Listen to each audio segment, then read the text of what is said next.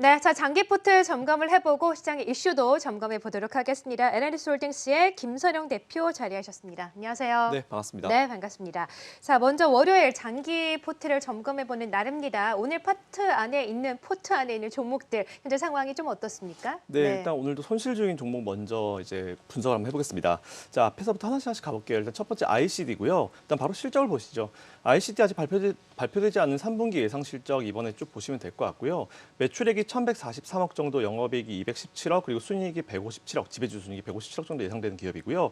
일단 YOY 전년 동기 대비해서 매출액 265%, 영업이익 164%, 그리고 지배주 순이익이 130.8%가 증가할 것으로 예상됩니다. 그리고 일단 올해 2020년도 전체 익스펙테이션을 봤을 때 전년 동기 대비해서 181%, 영업이익이 352%, 그리고 지배주 순이익이 330% 정도 급상승할 것으로 예상되고 있기 때문에 ICD는 오늘 이번 3분기를 넘어서 이번 4분기 넘어서 내년 1월, 2월까지 그대로 보유하시라는 의견을 드리면서 넘어가고요. 네. 두 번째 바로 셀트리온 헬스케어 가보겠습니다. 예. 셀트리온 헬스케어 역시 마찬가지로 일단 실적은 어느 정도 안정적으로 잘 나올 것으로 일단 보고 있습니다. 지난번에 이제 합병 이슈 이후에 계속 이제 주가가 좀 애매한 모습을 보여줬었는데 3분기 실적을 제가 추가적으로 좀 확인을 해보고 여러분들께 추가적으로 이제 의견을 드릴 수 있도록 해보고요. 올해 2020년 익스펙테이션뿐만 아니고 2021년 익스펙테이션까지 거의 매년 이제 매출액 기준으로 최고치를 찍어갈 것으로 일단 예상되고 있습니다. 물론 21년 이후에 언제 합병이 될지 모르겠지만 일단 매출에 대해서는 우리가 뭐 굳이 건드리고 걱정할 필요는 없는 기업이라 보시기 때문에 조금 시야를 넓게 보시고 투자를 한번 입에 보시면 좋을 것 같고요. 네. 그다음 SK 바이오팜 한번 가보겠습니다. 일단 SK 바이오팜 같은 경우는 올해 2020년도 익스펙테이션 그렇게 기대할 만한 수치는 아닙니다. 하지만 2021년부터 뭔가가 매출액 기준으로 조금 살아나는 흐름이 보이기 때문에 이 종목 역시 내년을 좀 보면서 장기적으로 투자 임해 보시면 좋을 것 같다라는 말씀 드리고요. 신일전자 같은 경우는 이번 2020년도에 매출액 68%, 영업이익이 1,493.8%, 그리고 지배주 순이익이 462% 정도 크게 증가할 것으로 예상됩니다. 그렇기 때문에 뭐 3분기 넘어서 4분기 실적까지 안정적일 것이다라고 보시면 될 것 같고요. 마지막으로 SK 하이닉스 한번 보겠습니다. 일단 SK 하이닉스도 올해 내년까지 익스펙테이션 괜찮습니다. 뭐 편안하게 일단 여러분들 투자해 보시면 될 것 같고 실적이 보시면 최근 10년 동안 2018년도에 가장 높은 실적을 기록했었는데요. 천천히 이제 그 실적을 조금씩 찾아가지 않을까라고 좀 생각을 하고 있습니다. 네, 자 장기 포트 안에 있는 종목들 정리를 해봤고 말 그대로 정말 장기 보유하시면 될 것 같습니다. 자, 그럼 이제 오늘 이슈로 넘어가 보도록 하죠.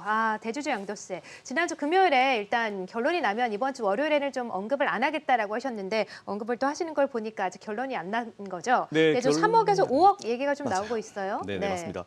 일단 저도 그 기사를 보긴 봤습니다. 뭐 3억에서 이제 5억으로 이제 중간에 조정을 하겠다, 뭐 이렇게 네. 말씀하시는데 그거 보고 딱 저는 이 생각했습니다. 에이, 설마 밀당하는 것도 아니고 설마 이런 얘기를 생각을 좀 했었는데 현재 정말 많은 투자자들의 관심에 집중이 되어 있는 이슈이기 때문에 100% 정확한 것도 아니고 온갖 지금 추측성 기사들이 난무하고 있는 상황이거든요. 그래서 최근에 이제 이낙연 대표가 걱정 안 해도 될 것 같다라고 이제 말씀해 주신 부분도 있고요. 개인 투자자들이 어떤 거 원하는지 잘 파악하고 계신 것 같기 때문에 추측성 기사들 너무 마음 쓰지 마시고 정확한 발표가 나올 때까지 좀 기다려 보시면 될 것 같습니다. 네. 그리고 제가 주말 중에 조금 생각을 한번 해봤는데요.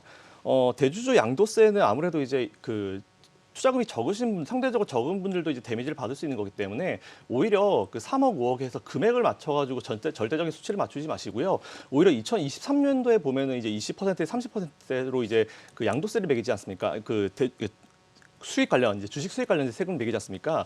차라리 그 비율을 예를 들어서 그때가 20%면은 올해 뭐 5%, 뭐 7%, 10% 이렇게 해서 조금씩 늘려가는 방안이 어떤가 싶습니다. 사실 저도 수익이 있는 곳에 당연히 세금이 있어야 된다 생각하고요. 돈 많이 버는 사람들이 돈을 많이 내야 된다 생각하기 때문에 일단 그거에 맞춰서는 오히려 이제 이렇게 절대적인 금액을 낮춰서 하는 것보다는 오히려 이제 어차피 앞으로 이제 몇십 퍼센트 이제 돈을 낼 건데 그거에 따라서 이제 비율을 좀 맞춰서 이제 올라가게 되면은 아무래도 많이 번 사람이 좀 더 많이 내는 구조가 되기 때문에 아마 많은 분들이 좀 만족하실 수 있는 그런 결과가 나오지 않을까라는 개인적인 생각을 주말 중에 한번 해봤습니다. 네, 자 대주주 양도세 이슈.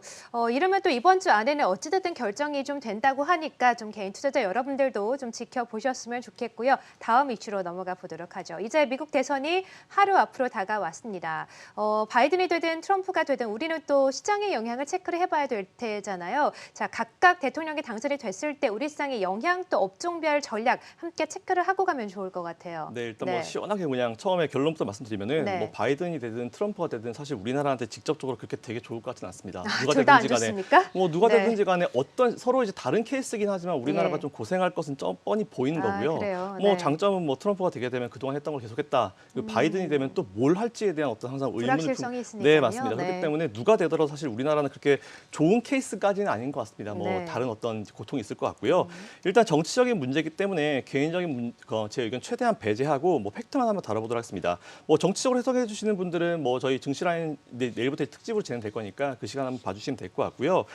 일단 지금 하루 앞으로 다가온 미 대선을 위해서 두 후보들은 지금 경합 지역을 돌면서 유세를 하고 있습니다. 네. 트럼프 대통령이 이제 선거가 다가오면 다가올수록 지지율이 점점 따라가고 있는 그런 상황이고요. 맞아요. 바이든은 이제 그 전직 대통령이 오바마까지 함께 이제 연합을 해서 유세를 하고 있는 상황인데 뭐 바이든 후보 입장에서는 다행히 이제 힐러리 국무장관 함께하지 않은 것이 좀 다행이다라고 좀 생각이 들고 있고요.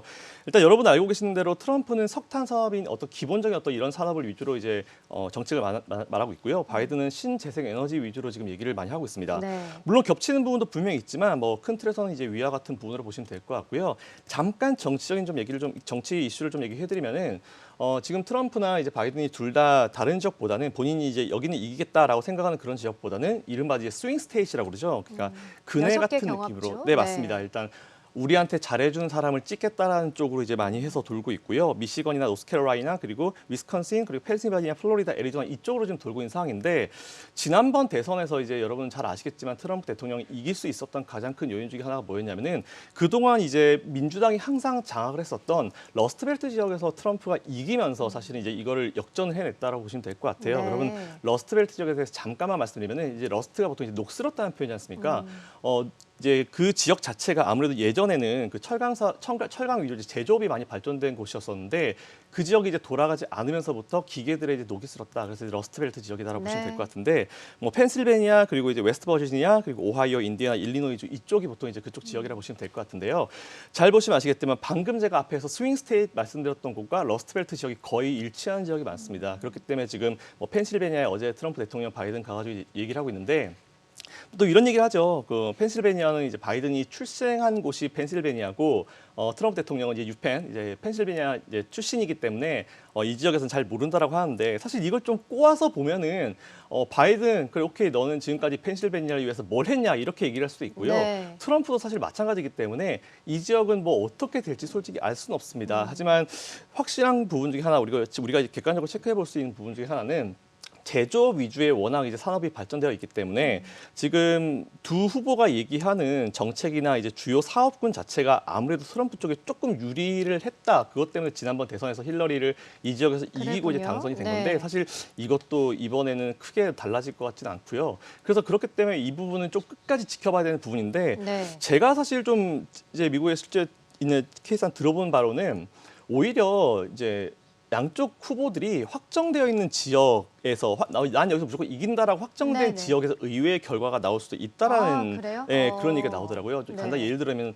예를 들어드리면 뭐 네바다주 같은 경우는 전통적으로 이제 민주당이 네. 좀 득세하는 지역인데 그 지역 사람들이 오히려 이제 공화당 당원화돼가고 있는 사람들이 꽤 많다라는 그런 그래요? 얘기가 네. 들려요. 그리고 이제 텍사스주도 이제 그동안 계속 이제 공화당이 이겨왔지만 민주당이 이길 가능성이 좀 있다라는 그런 얘기도 들릴 정도로 또 다른 주에서 이주하는 사람들이 많아서 그렇다고도 네, 하더라고요. 맞습니다. 이주하는 네. 사람들도 분명히 이제 케이스를 생각해봐야 되고 그래서 제가 뭐 다른 건 다 둘째치고 일단 앞에서 말씀드린 대로 트럼프가 되든 바이든이 되든 우리나라는 다양한 뭐 각자 다양한 이슈로 좀 힘들기는 힘들 겁니다. 네. 근데 이제 대통령이 누가 되냐라는 부분은 뭐 우리나라한테 뭐 잘해주는 사람이 되는 게 아니고 미국 사람 입장에서 봤을 때 누가 더 우리 미국을 위해서 더 열심히 해줄 수 있냐 그런 사람을 뽑는 거지.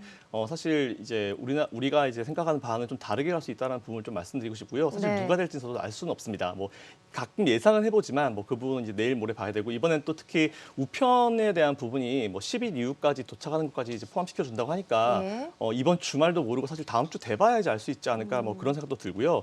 그렇기 때문에 이번 주는 아무래도 굉장히 좀 시장 자체가 변동성이 굉장히 크게 나오지 않을까라고 좀 생각하고 있습니다. 네. 그렇기 때문에 일단은 간단하게 좀 설명을 드리면은 우리나라 주식 투자하시는 분들은 아무래도 우리는 오랜 기간 동안 변동성과 싸움을 해왔습니다. 그렇기 때문에 이번 주도 똑같이 변동성이 이어질 거라 보고 있고요. 그리고 미국 주식 혹시 하고 계신 분들은 이미 관련주들은 수익 실현을 다 하셨을 거라고 보고 있는데 나는 뭐 트럼프가 될 거야, 뭐 오바마 될 거야, 죄송합니다. 바이든 될 거야. 오바마. 이런, 예. 네. 오바마네요.